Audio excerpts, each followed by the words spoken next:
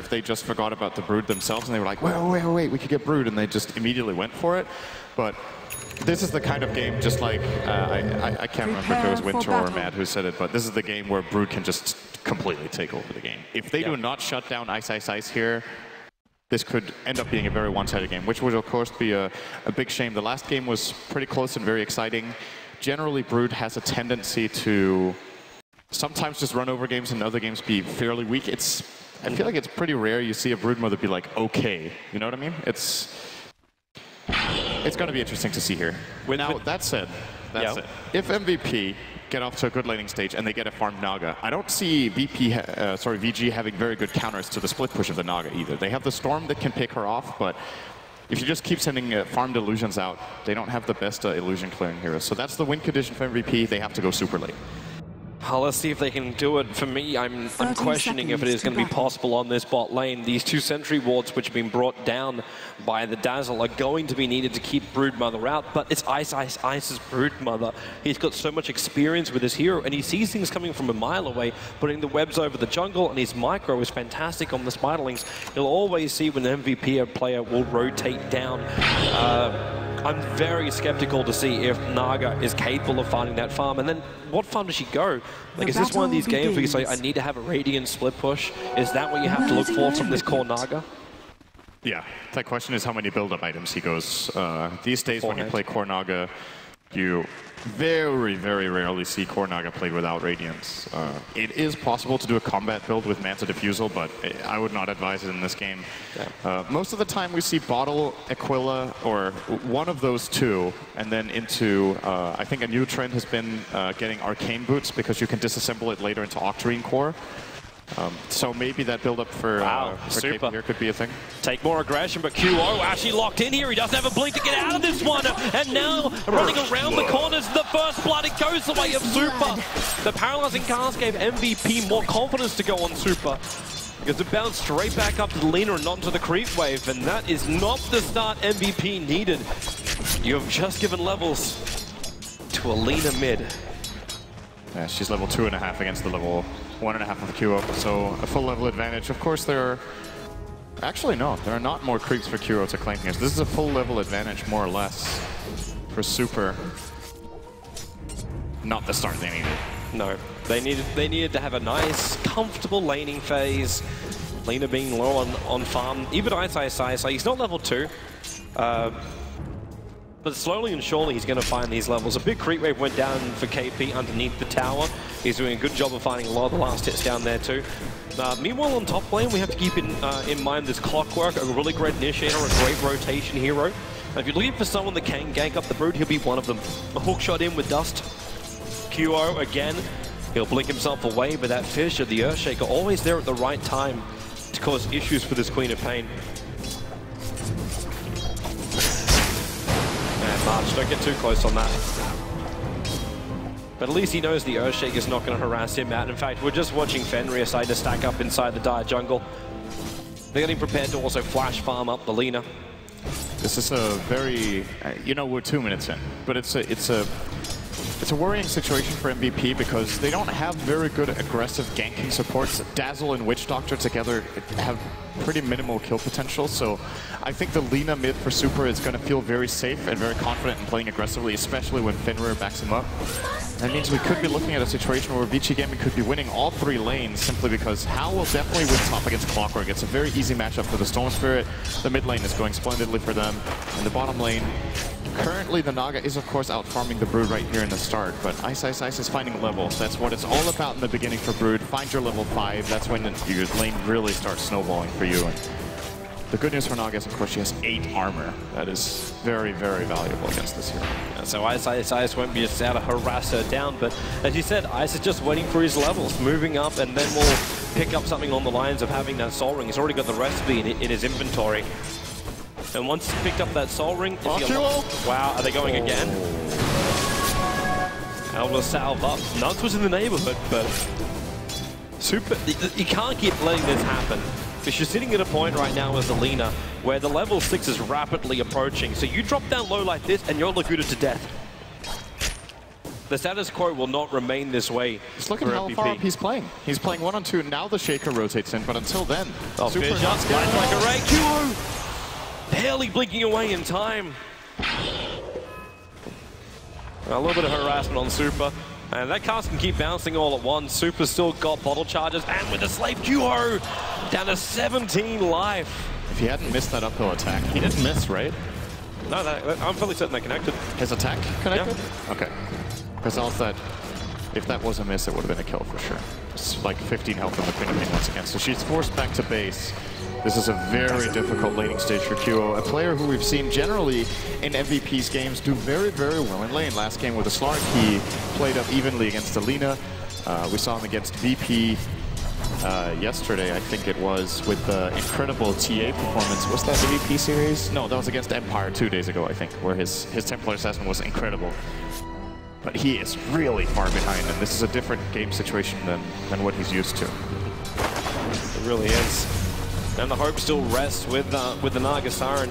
iceiceice actually helped out a little bit. Naga's now on top of the CS board, but that's only because he keeps getting this Riptide on the little broodlings that are walking close. So KP's getting some extra cash into a Naga, a very dangerous situation for VICI. But FY, I can't get in range for the lift over on March. So he'll walk away to safety. How's the stacks looking? So there's triple stacks inside the jungle for the Lina. And she can move up and farm that in just a couple of moments' time. The Fissure looking for the block. The Light Strike Array again, QO.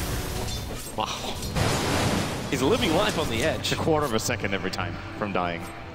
That also means it's a little bit of mistiming from VICI Gaming, actually, because that combo isn't too difficult to land. It's a 1-second stun, but of course they need to try to conceal it as the best they can with Super not going in way too aggressively, but they're probably a little bit disappointed they haven't killed this quad more than once, because they've had a chance or two. But what they have done is just keep his CS at absolutely nothing. Yeah. You're 11-4 up against Alina 26-6. That's a lot to play around with right there for the Lina. And QO, he's just so scared of coming close to the lane. And rightly so. He keeps dying when he does. Or at least coming close to dying. Looks like March is moving all the way back too. That creep wave's way too far out. So he's backing up to regenerate, but there's no quick way in. There's no hook shot yet. He's still just shy of level 4. Yeah, meanwhile, iceiceice is level 6.5. It's a big experience and gold advantage. And is he coming down for this kill? If he hangs on the back of KP here, Spawn Spiralings, that's got another 5 seconds, so we won't find the opening there. This lane is over if it's 1-on-1. This is what I was saying. They could win all 3 lanes, and I'm saying that as the Naga has 46 CS against the 22 of iceiceice, but he can out-farm the Naga. He can spam her out of lane, he can farm the jungle with the broodlings, and it's a pretty rough spot for MVP. They're probably going to have to keep at least one support pinned down there just to help the Naga Siren. But QO seems to be needing all the support with Fenrir and Super with this combo. Even if they're not finding the kills, they're keeping MVP's attention towards that mid lane. And there's no real reaction that you can have from MVP that's going to really stop Brood, because if you move down for him, all he's going to do is just hide in the tree line. Or move into the Radiant jungle. He'll always be awake. QO, again, blinking out. Nuts comes in with a cast. It's going to bounce a little bit, but really QO, he's at a point where he's actually relying on Voodoo Restoration, so he doesn't have to burn the bottle charges he's got. Just so he can stand in the lane. At least he can find CS underneath this tower, but with Super having a double damage rune and Laguna Blade up. It's a dangerous, dangerous world. They're moving in 2 defensive supports with heals here, just to save QO. It's so easy playing the side lanes for VICI Gaming right now. There's absolutely no pressure on them whatsoever. iceiceice can do whatever he wants bottom. How is just free farming top. They've actually moved Ice. So Ice has gone deeper into the Radiant jungle. Just say the normal phrase of like, okay, they've moved the Broodmother into the jungle. You'd think it's on the Dire side. He can just take over the Radiant side, and they give FY the space on bot lane to find his level 6, as well as probably Arcane, Blink Dagger, whatever his heart desires. He should be able to get it. They're preparing again for mid. But there's not enough mana in the Lina. Only 4 1 charges. That's not going to be enough to have a Laguna Blade as well as a Slave. It's getting a haste rune now, though. It's going to be pretty helpful. iceiceice is looking to try to steal the enemy stack. He's not really managing very well, but it's difficult when your Spiralings are so weak. At least up against such a big stack. And QO, they're realizing that something's happening around here and that iceiceice is around. At the same time, FY's moved in.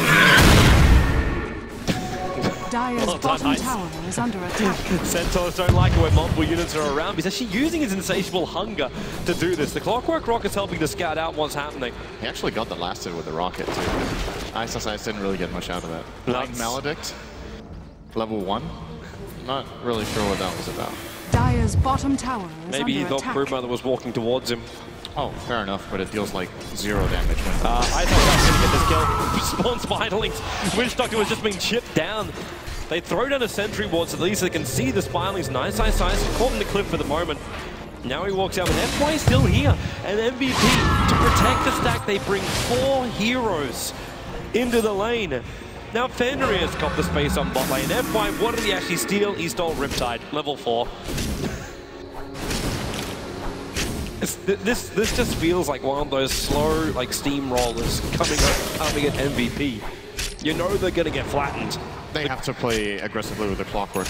It's the only choice. I feel like there is absolutely no alternative to just having the Clockwork get really active around the map. If he goes top again to lane, he probably feels like he's doing fine up there, getting level 6 and 23 CS at minute 9, but it's just not going to work for the overall game plan. Him and QO, all the pressure are on these 2 cores for MVP to make space for the Naga, and Naga's going to need a lot of time here. Well, at least he's had some time. They should pick up the Arcane Boots as well as a PMS. So not to the Aquila, but they find an opening. It's going to be Howl on top lane, right in front of the Invis rune. Stolen, but hey, that's a level 6 Soul Spirit. He just bowls himself away to safety. And in fact, we'll probably just farm up the jungle while he's in the neighborhood. Head back to base later on. Well, KP, the only way he can farm and do anything on this bottom lane is with illusions, but they're on cooldown. There's a large army of Spirelings coming after him, and FY, remember, he's got the Riptide, so he's got a lot of damage behind him. And that's why they bring in the Dazzle. That's pretty uncharacteristic on having Song at level 8. It's all about the laning phase. Yeah, he is 100% farm-centric here, but, you know, if you die one time because of not having Song, that extra point in either Riptide or Mirror Image you had would probably not have been worth it. It could even just be a setup to try and pick off one support or anything on the bot lane. Much of the meantime is a Clockwork Tower pusher for MVP. He's doing very little so far. Yes, in that regard. QO is at least able to scout out that iceiceice is here, walking around inside that Invis rune he stole previously. Actually hits Ice with that scream, and the sentry wards are down. They saw Ice, but it was too late. Top tower is under attack. He backs into the lane. Screams will at least able to find another 4 Spiderlings. Yeah, they're doing everything they can to harass his bottom lane. Ice is still fairly low, but at the same time, you have a leader with a Layer Strike Array with a Fiercer set up. They can kill at any point, and a Witch Doctor trying to soak up levels is an easy pick-off target. Tower is under attack. Dire's structures are fortified. I'm wondering if Hao is thinking about trying to solo this. I think he might have a shot. Right, now he doesn't. Need max mana. He has a lot of mana, because he has 3 bottle charges. Mid lane again. Fissure, QO. Yeah, commit the Laguna Blade. They weren't going to have enough damage before the Blink will come in, so they just say, you know what, ensure that Queen of Pain stays down. There's a 0-2 Queen of Pain up against this Lina, who's now got 3 kills and 72 CS. The top CS still belongs to the Naga, but she does not hold the top net worth. That belongs to the Lina at 5.8k compared to the 5k of the Lina. The only thing that Naga's got really going for her is 2,000 gold. The Relic into the Radiance. Buying some time. You haven't lost any early tier 1 towers. It looks like VG Gaming is playing this more of a wait style game. The Brood's still going to catch up for a little bit of farm. Everything's just taking a little bit more time. Yeah, it could definitely be worse for MVP than it is now. Like, only having died 4 times in minute 13 with these heroes against you is not too shabby with what they have for themselves. But 4-man smoke, MVP. They haven't found any of their own. They're right around the corner from iceiceice now. They can see the Spiderlings farming there. But they know their smoke could just break, and they're just going to run to the Dire jungle, but that's not where VG Gaming are. The Song of the Siren's going to have to come out. Nice now because VG are ready for the game. iceiceice is moving in. The VICI can be the initial starting. KP so low on mana, even though he's got the regeneration rune. The Arcane Boots are now going to give him that Song of the Siren. But he's going to, well, he uses it. Catches out 2, breaks the smoke, and just says, hell no, just escape. TP's up to the top lane, even sleeps up Howl as he arrives. Dire's middle tower is under attack. But it's all that VICI has on Radiant's tower. bottom tower is under attack. Saw them with the wards, he would just backed out before it got really dangerous. And I think this is a fine play from the Naga. It was just too risky. He's also able to perhaps defend the top. You'll set that super going on the clockwork. Tanky very early. Shallow Grave and Gotham committed. Mars with a hot shot, and they're looking for a revenge kill. They're going to find one on the Earthshaker into the death. One super dropping so low. MVP, huge kills for them. They'll take a tier 1 tower. They get 2 big cores, including the Lina down. The Wisdom gets the extra cash. And once again, they're going to buy more space for this Naga Siren. They take the mid-tower, good money, but Howl trying to pull it back again. There's a burst heal onto Howl, and what Stone's going to only be Scream, but Howl jumping up, burning through the mana. QO wants to stick with him, actually baited out the Shadow Strike to force another leap. Meanwhile, on bot lane, Brood doing Broody things. That was a really good play from MVP. They got the 2 kills mid, sure they lost their clock, but in addition to that, they also held the top tower because of Naga's TP. And now KP is only 800 away from the Relic. If they can slow down this game even more, so far doing a good job. The bottom tier 2 tower also barely took any damage from iceiceice. Yeah, just the tier 1 tower dropping, but they're going to lose QO now. One charge won't be enough to keep him alive. In fact, couldn't even get him mana. So QO drops in the bottom lane, a good gank in from Howl. And How's going to go for even more kills, that is, as he's going for the Bloodstone build. Top lane, there is real trouble, actually missing it. Super didn't get the line strike array. KP needs a TP out in time, and the creep wave is keeping Super away. Real problems in the hook shot, also off target. March was hoping for a revenge kill into that Lina. She committed everything to that. And the light strike array was all the damage she required to kill off KP, but missing the target. And that's a huge mistake. That means KP might be able to actually finish up his Relic. He's looking to find whatever he can bottom. He gets a couple CS here and forces Howl away, but they're still going to be losing their mid tower. This is the thing that will inevitably happen when Brood has enough time. You start building a whole network to travel between the mid and bottom lane. Oh, maybe MVP can get the deny here. Looks like iceiceice is letting them have it.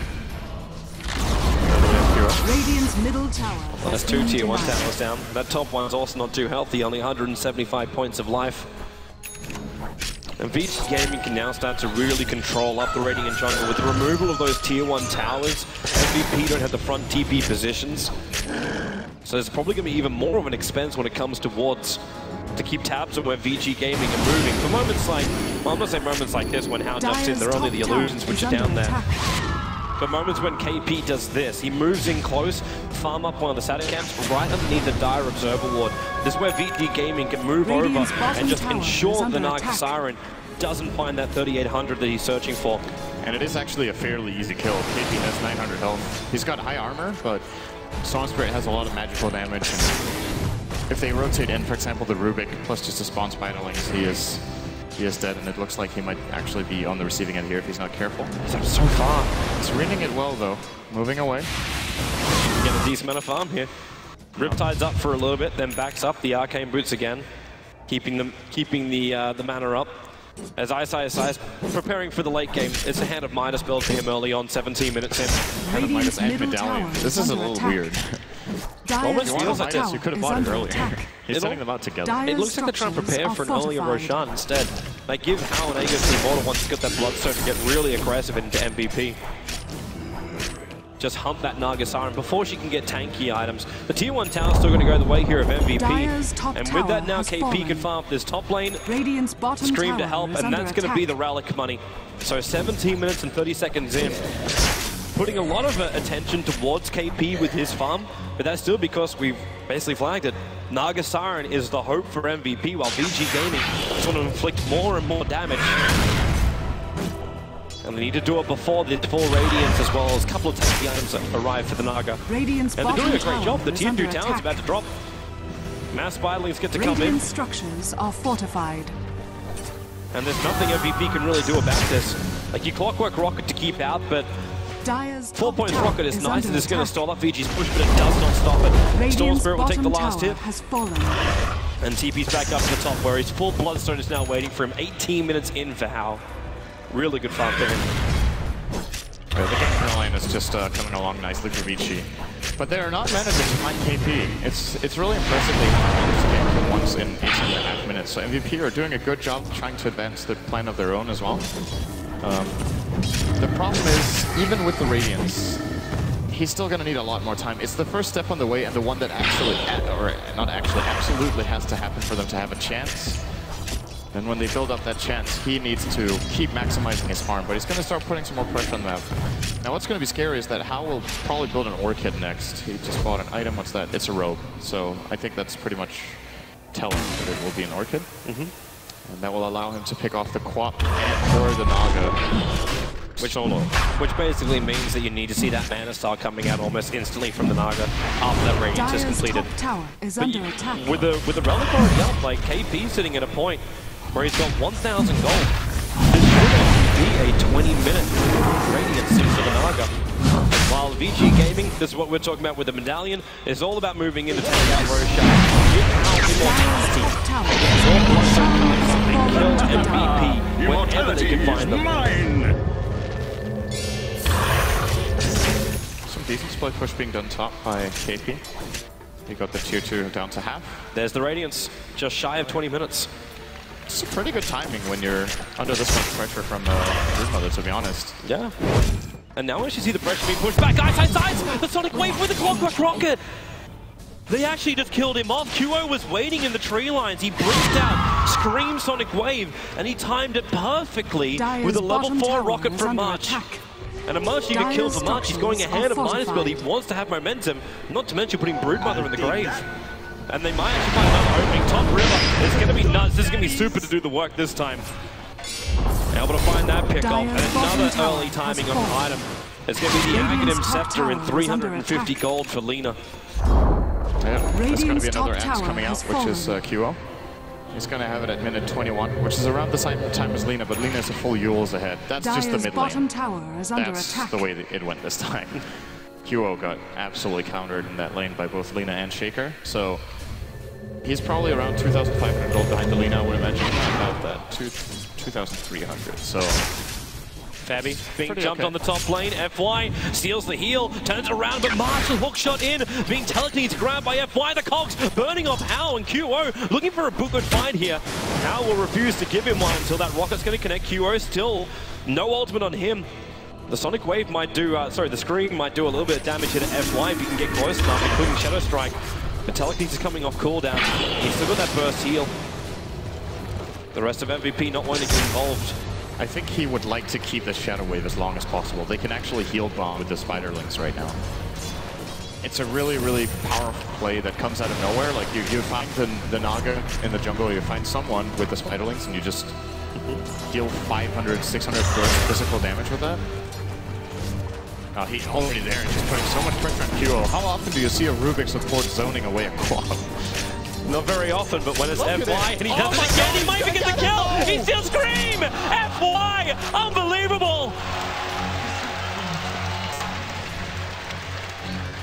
That was quick. That was efficient. Do that. And KP's down for the count as well.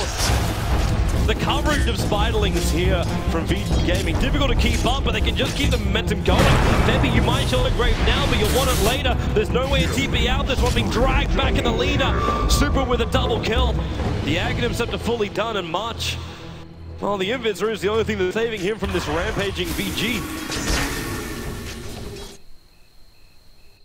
And it was looking good for a moment with that Radiance pickup. Now it's looking pretty grim again very quickly for MVP. Radiant structures are fortified. Radiant's middle tower. It's also going to be really frustrating for QO. He's had a really hard game. He gets his Aghanim, he's like, yes, now I'm ready to fight. You get soloed by the enemy position 4. It's kind of a big momentum breaker here. VICI Gaming or... He could actually kill Hao right now, but he ain't gonna be more, but to do so, he'll lose his life. The Blinken and Sonic Wave, March. Okay. He's just showing off. He takes the creep wave. he's just dodging the attacks of the tower by doing that. No damage has to be taken by Hao. And these Naga illusions. Actually, Shallow Grave one of them to get the Radiance burn time over on Hao with the rockets hitting hard. That enough. 90 life. That's a pretty nice play, actually. If they had another Riptide, I think they would have killed him there. And if nothing else, MP by time. They did not lose their tower. There's enough gold on KP right now to buy an ultimate or a Yasha, and I think it is... It's a Boots of Travel recipe first. Okay, so disassemble. So maybe he's going to go straight altering core before the Manta. I think that's a build we see quite often. The problem with this game is that he dies to Solar Storm. He doesn't have an Orchid counter, so very easily be abused here by how he's looking for it. I love the stat does flag the fact that FY was the man that bought the mech for VICI game. Well, kind of have no other mech carrier. No, it's very, very good against the rating team. It's just unusual. They're already considering their win condition. They're going to want to push the base at some point. And for that to be as easy and swift as possible, I would say mech is absolutely required. Pipe is very good when you're pushing against Naga, because the way she holds is that she'll send out like one illusion at a time with a little bit of Radiance Burn and a Riptide. You kill off one, then this one comes, the next one comes, and then maybe the wave doesn't even reach. But if you just pipe the wave, she simply cannot cut it. And you ensure you get into the base. It's one of the better items for high ground sieging. But no one is remotely close, so it makes me think that VICI Gaming aren't planning for it. I'm not so sure about iceiceice with his movement through the Radiant jungle. Like, keeping the Spiderlings out here is a problem for MVP, but Naga Siren has just sent a couple of illusions over and farmed them up quite nicely. So you're able to find some extra income coming in for the Naga. It's not the most fantastic income, but it's still something. With the illusion spread, all you gotta do is just a little bit of work. Ideally, when you're a Naga at this point in time, you want to be farming the enemy jungle while they want to farm it. But VICI are just giving them... They don't really care so much about their own jungle right now. They're more about controlling the enemy jungle, going for the aggressive place. Here's the Orchid. Yep. For How, by the way. This is when it gets really scary. The solo pickoff potential is so much higher. There's no hero on the Radiant he can't solo. He can actually literally just pick whatever hero he wants to kill and kill it if Dazzle isn't there. Radiant's middle tower is under attack. He might have some issues with the clock though. Having got the O Club and full Aghanim set. I think he can still kill it from full. It might be close though, you're right. It's a lot of life. Long jump, going after Nuts. Gonna drag him back. Well, you wanted a solo kill, you got one. Nuts will pop here to Hal. And that's going to give him his 11th Bloodstone charge. The BT's going to Naga. Instantly trying to force in the middle lane. The hook shot off target again from March. iceiceice was farming up the Radiant Ancients. And they saw it quite clearly. The Observer Ward was there. The Ancient got in the web. And iceiceice going for an interesting combat Brood build here. I feel like Sanjay Yasha Brood doesn't get played very often. It's normally more of that more push kind of style. Yeah, I or disable the Dagon. Yep. And this could have been I think this could have been a good game for the Dagon build, but they might just be considering once again win condition. How do we high ground? If you have more of a battle Brood, it's easier to siege the tower for him. Well, the panel was saying like the problem where you have heroes like Earthshaker, Lina, and Rube, they're not really that great at getting up on the high ground and taking out these tier 3 towers. Storm Spirit's in the same situation. So iceiceice has to be that tanky guy they just put in the front line that's able to beat down the towers. Radiant's top tower is or you under win attack. through split push only. Or they get an Aegis in their middle tower but is he under attack. doesn't hit that hard. But then again, if it was the base break build they were going for, he could have considered a Deso, which we've seen a couple of times as well. We'll see how this works out. It's a little unusual. Still finding so much space for KP. Like the Yasha is done. The Naga just keeps coming out and finding the Spirelings, attempting to block up camps. Radiant's top tower he gets a couple of them attack. and then farms up the side lane too. Dire's and MVP does like group the smoke, and in attack. fact that's exactly what it is. An Invis rune triggered by the Naga Siren. They do have the Solar Siren, but the Sonic Wave of cooldown in 4 seconds time. But yeah, they go opposite directions. And VICI Gaming are not near these smoke heroes. Unless MVP loop around, they're probably more on the hunt for the Broodmother. They've got Dust over on Febby as well as Sentry Wards on both Febby as well as Nuts. So they need to find some opening here. Here's that loop we were talking about. Fenrir hiding in the tree zone. He's going to blow the smoke early, and they're going to ping out the fact that he's there. And with the weave, they reveal it off. Where's that paralyzing cast bounce? Not going to come. Malediction also off target. So no joy here for the MVP movement out. But again, VICI Gaming. It's a slow push to victory. They keep gaining. They're gaining against an Naga. That's not what you want to see when you're an MVP team. They have 21,000 experience advantage right now for VICI Gaming, Radiant's with top tower is 14k under in the attack. gold as well. It's just... It's a slow death. It's a slow death for Radiant's MVP. Their top tower has only fallen. real hope is what happens when VICI finally make the push into the tier 3 tower. Either it becomes a trade-off where QO Dire's is desperately bottom trying to farm his tower is BKB. under They've all attack. got to come back now because they're seeing VICI coming. But you do have really great team fight abilities. If you can drop all the armor down of VG, that Death Ward can do more work. March has great initiation up. QO with that Sonic Wave. That's if he survives this. In comes your hook shot. Tries to face the paralyzing cast. Bouncing back and forth. The Echo Slam looking for more damage. QO will jump out. There's your Death Ward going to work. But you're in real trouble for Dark. Sonic Wave and still alive. The Queen of Pain down. And Fenrir in the corner beating into March. The heal bomb is there and Fenrir is so low on life. They need more damage and they will actually get from the malediction. They jump back, attempted denial. Not going to happen. It is 2 against 1. Febby being orchided up so he can't even shallow grave the poor Naga Siren, who never even ultied. There is a buyback for the Naga Siren, but Clockwork as well as Queen of Pain are down for now. iceiceice wasn't even there. He's just chilling. He's like, great work, everyone. He's just soloing Roshan by himself. Naga Siren, there's the buyback. This might force VG Gaming back for now. And in fact, it will do so. They're TPing out. iceiceice like, please, someone come and be my friend. Come to Roshan. They got 3 kills. They force a Naga buyback. They get Roshan. 0 cost. They got a 2-2 tower. Bloodstone charges on Storm. Like, this is getting completely out of hand. And Storm, is this going to be a Lincoln Sphere as well for Storm? Or what else do we look for him to get with a casual perseverance? Yeah, it's coming. I don't think there's a better choice for this. I was considering Lotus, but Roshan has fallen see to it. the Dire. Let's go for that Battle Fury. Well, he bought the Lincoln Sphere recipe, so luckily we'll avoid that one. It would probably set the Battle Fury win rate for Stone Spirit to like 100% if he wins the game with it. The stats men can have so much fun. Generally, you don't go for style points when you're playing for $1.2 million, though. It's a little more important than your style details. Well, there goes your Sonic Wave, also with the Death Ward Super. Just too big, however, he'll still pop from the malediction. So Witch Doctor will claim this. He'll set this up. He's avoiding the damage, but it's not possible. There goes your Bloodstone charges. Just a couple of them, however. QO tried to come back in there to get the last hit before he could suicide. But you gotta lean it down for only a short period of time. There's still a fair amount of charges there, so the death timer isn't that long. And KP, he's just taking up residence inside the entire jungle, leaves a couple of illusions behind, then BT back to base. Let his illusions farm up the lanes instead. FY actually managed to complete an entire Greaves on this Rubik. Is there anything valuable he can purge off? I guess not. Strike. Yeah. He can't really purge anything. There's no Orchid on Quad. He's going for BKB. It's all about survivability and just, I say, living through the fight. He does it so deep. He's got support the song with the Siren. It gets off. Super Digger that Light Strike array out. And KP, they want to walk back. They don't have TPs available. Those BTs are still on cooldown. It's just a flat-out misplay from Hal there. If he Orchids the Naga, they kill her. Has been killed. And she bought back before that. This could have probably been the lane of Rax.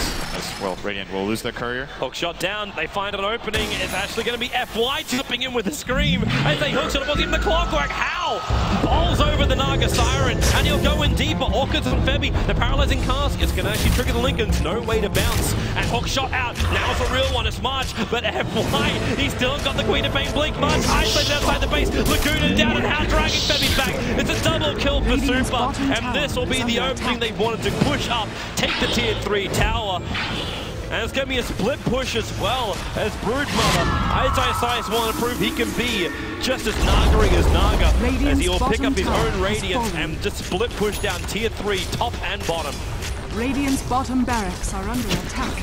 Radiant's bottom barracks. You haven't seen him near a fight for the last 50 minutes. Oh, they got QO. He's just chilling. Yep, doesn't count. Lubricate won't protect QO. They drop the forward inside the base, and QO's down for the count. This could be it right now. There's no way for none to survive. They're losing too many players time and time again. No buybacks for anyone on MVP. There's just no money. There's no economy. MVP are trapped inside their well, and that's the only thing that protects them at the moment. The rest of this map is fair game for Hal. iceiceice and Radiance in base, 2600 gold. He could just walk down and pick it up from the Radiant base if he wants to. Yeah, he's chilling.